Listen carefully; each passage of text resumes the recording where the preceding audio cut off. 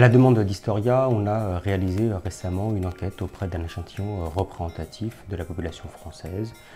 Un peu plus de 1000 personnes ont été interrogées et on leur posait un certain nombre de questions.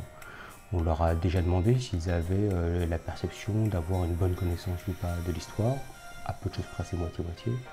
Et puis on les a interrogés sur 10 questions qui ont été posées concernant le certificat d'études, toujours d'un point de vue historique. Si l'ensemble de l'échantillon devait aujourd'hui passer le certificat d'études, on aurait moins d'un Français sur deux qui serait reçu, ou en tout cas qui aurait la moyenne aux 10 questions qui ont été données. Alors on a des différences, qui sont des différences sociales, on pouvait s'y attendre, des différences générationnelles aussi.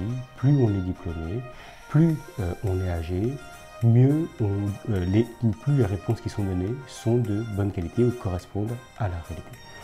Puis le dernier enseignement qu'on peut tirer de cette enquête, c'est que, en général, on ose dire qu'on ne sait pas. Ou en tout cas, on n'a pas, alors que les questions étaient des questions complètement ouvertes, de réponses qui sont des réponses farfelues ou des personnes qui majoritairement tentent une réponse en disant peut-être que j'aurai bon. Et on peut voir que souvent, le mouvement de balancier s'effectue entre ceux qui d'un côté donnent une bonne réponse et ceux qui de l'autre ne répondent pas à la question.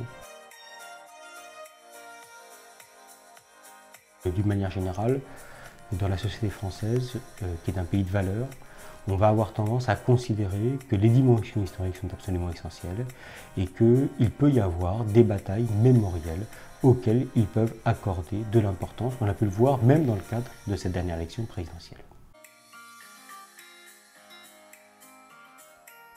On est un pays qui considère, dans une certaine mesure, qu'il est né en 1789, avec la Révolution française, avec l'instauration de la République, avec la déclaration des droits de l'homme, et donc cette partie, ou ce moment qui constitue une pierre angulaire de notre pays, et qui fait qu'aujourd'hui, le simple fait que le moment de communion nationale, le 14 juillet, correspond justement à cette bascule liée à la Révolution française.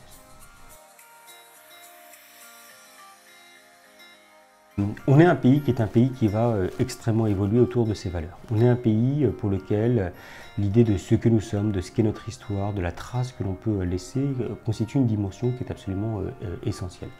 On voit bien que de nombreux présidents de la République ont cherché à pouvoir s'inscrire durablement dans l'histoire. On voit bien qu'il peut y avoir des débats importants dans la société française sur le rapport à la colonisation, sur le rapport à la Révolution française, sur la manière dont la France peut parler à travers le monde. Et dans ce contexte-là, il y a une forme d'ambiguïté, c'est-à-dire qu'on ne connaît pas toujours très bien l'histoire en tant que telle, on a pu le voir à travers ce sondage, mais en même temps des Français qui considèrent que l'histoire nous habite et nous traverse et que ceci structure aujourd'hui grandement la manière dont on peut exister, dont on peut se définir et dont peut être notre identité.